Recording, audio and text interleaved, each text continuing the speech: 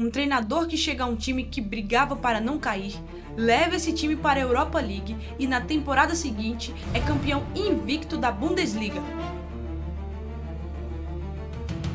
Bayer Leverkusen é campeão da Alemanha!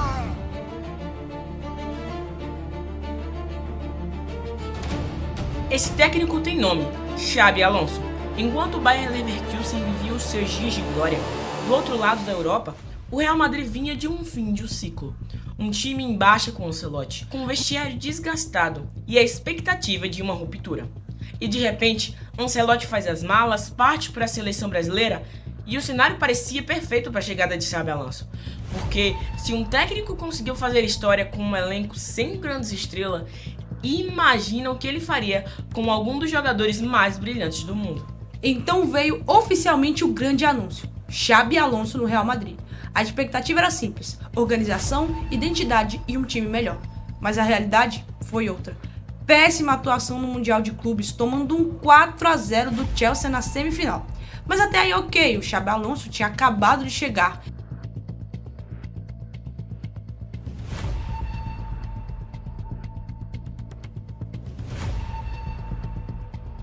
Cruzou, Maiuro dominou, desarmado, espetacularmente driblou o Militão na sequência. Ele conseguiu tocar por dentro, Gonçalo girou, bateu, gol!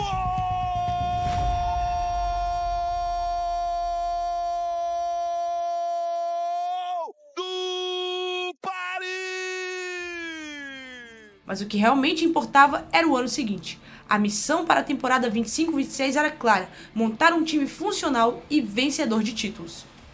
E o início até animou, 6 vitórias seguidas na La Liga, um começo forte. Houve um resultado questionável contra o Atlético de Madrid, mas até ali aquela era praticamente a única derrota. Mas, depois de mais alguns jogos, tudo começou a desmoronar. O que já era ruim, piora, e até o que parecia bom começa a desandar. Há uma vitória convincente contra o Valência por 4-0, é verdade. Mas depois disso vem 3 empates consecutivos na La Liga e uma derrota para o Liverpool na Champions.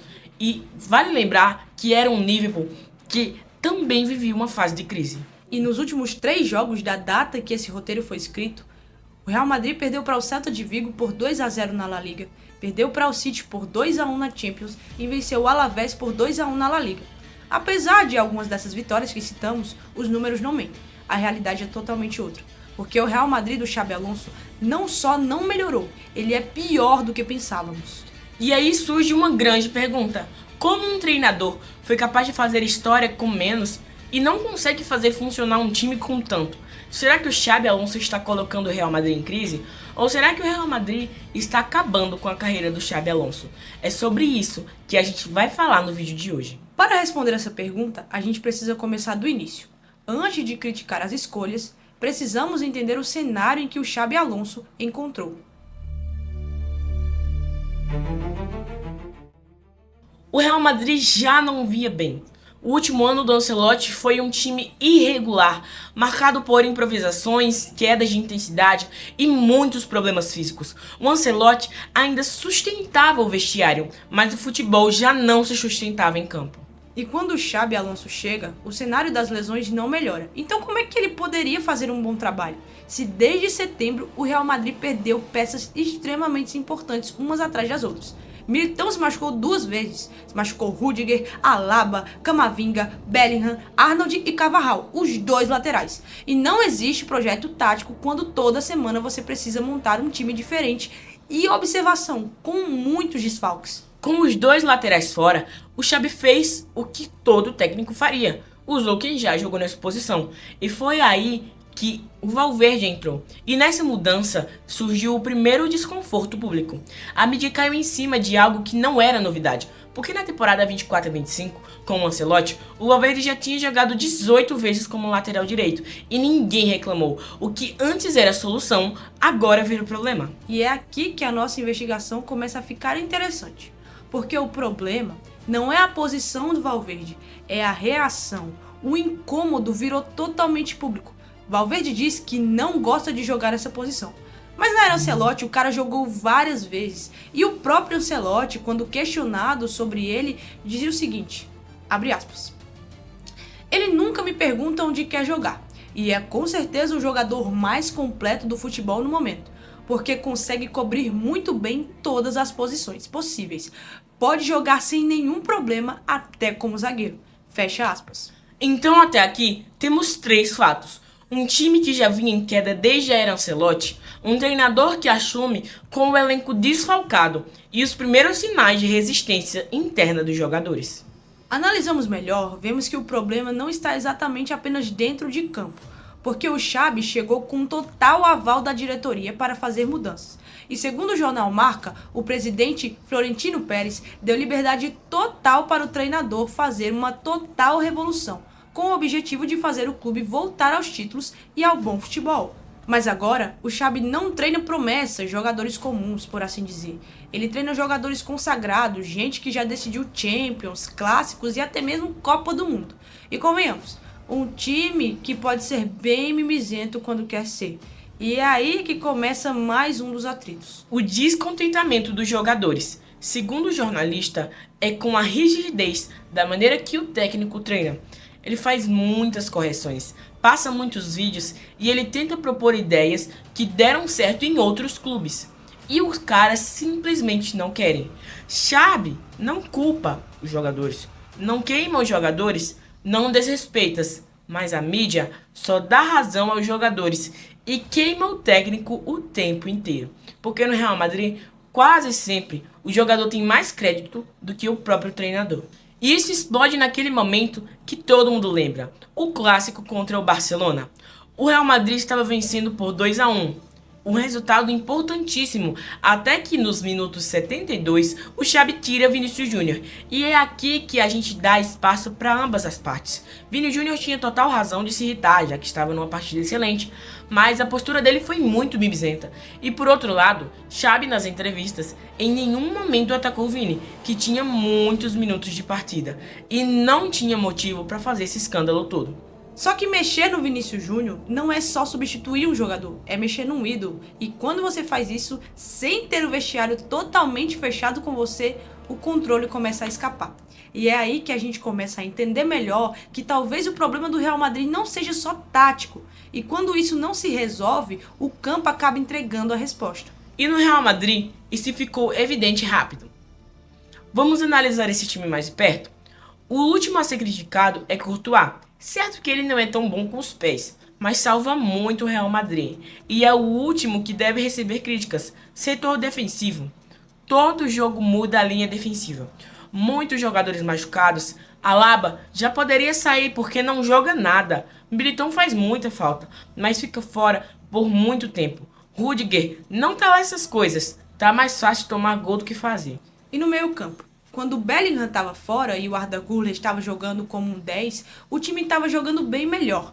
Mas desde a volta do Bellingham, o desempenho do Real Madrid caiu muito. O Xabi ainda não encontrou uma maneira de usar o jogador, que sim, é um excelente jogador, mas ainda não está encaixando. Na parte ofensiva, por incrível que pareça, o melhor é o Mbappé, que não tem como reclamar. Ele decidiu o clássico, 4 gols e rodadas de Champions, 26 gols em 22 jogos, o mais constante do Real Madrid. O Mastantuono foi importante em campo, mas muito jovem para ser tratado como solução. E agora vamos falar do trio. Primeiramente Endrick, que em 10 minutos criou mais do que o Gonzalo no jogo contra o City. Para o Endrick, compensa muito mais ir para o Lyon do que ser reserva do Mbappé, pensando que daqui a uns 6 meses mais ou menos a gente tem a Copa do Mundo, então ele pode muito mais mostrar futebol em outro clube. Rodrigo está sendo mais apagado. Ele é o 10 da seleção sem o Neymar, mas não consegue brilhar de jeito nenhum no Real. Faz alguns jogos que se destaca, mas não é tudo isso. E Vinícius Júnior tem muitos jogos, mas já tá muitos jogos sem conseguir marcar. E fica naquele dilema, renova, não renova, mas ultimamente não tem mostrado todo esse futebol em campo. E vemos a grande dependência de Mbappé, o que chamamos de Mbappé dependência.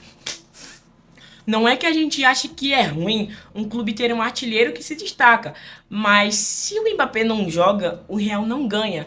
E para o maior clube do mundo depender apenas de um jogador é um problema, você não acha? Depois de analisar todos esses contextos, vemos que a resposta para nossas perguntas não é algo simples. O Xabi Alonso não virou um treinador ruim da noite pro dia. O trabalho que ele fez no Bayer Leverkusen prova isso, mas também é verdade que ele errou no Real Madrid e errou em alguns momentos de gestão. Ao mesmo tempo, esse elenco do Real Madrid está longe de ser fácil de se lidar. Quando se tem um time com muitas estrelas, você pode ter muita dificuldade para implementar algo novo. Talvez os jogadores pensem: a gente já conseguiu muito sem esse método. Pra que a gente vai adquirir isso aí que o professor tá querendo mostrar?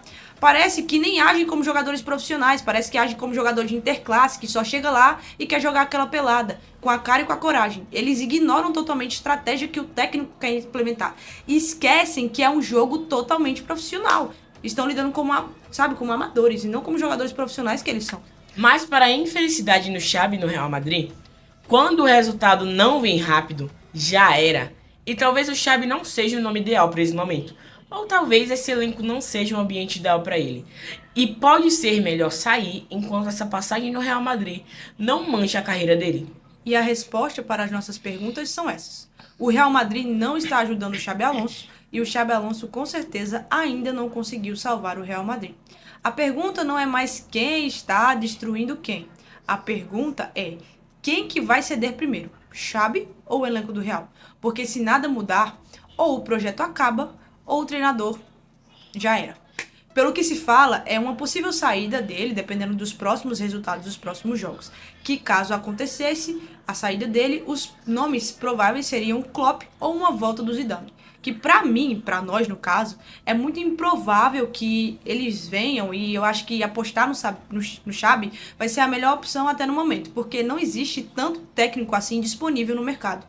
O time que em teoria deveria melhorar ficou mais perdido e mais difícil de ser armado em campo, já que além de muitas estrelas, temos muitos jogadores no Real Madrid com funções parecidas, que não entendem o sistema de jogo e o treinador ainda não conseguiu casar isso. Enfim, tá complicado demais. E resta ver o que vai acontecer com cada um desses personagens, porque pra gente está parecendo uma total novela. Vamos ver se vai acontecer mudança ou se os problemas vão continuar, porque se continuar desse jeito, o Real Madrid não vai ganhar nada em 2026 e vai ver mais uma vez o Barcelona arrasando em tudo. Essa é a nossa opinião, mas queremos saber a de vocês aí nos comentários. Xabi Alonso merece mais tempo ou já deu pra ele? Esse foi o vídeo de hoje, então deixa o like, se inscreve no canal e já assina o sininho de notificações. Isso ajuda muito o GG Esportes a continuar produzindo esse tipo de conteúdo. Esse foi mais um episódio aqui no GG Esportes. Até o próximo vídeo, amantes do futebol. Tchau, tchau!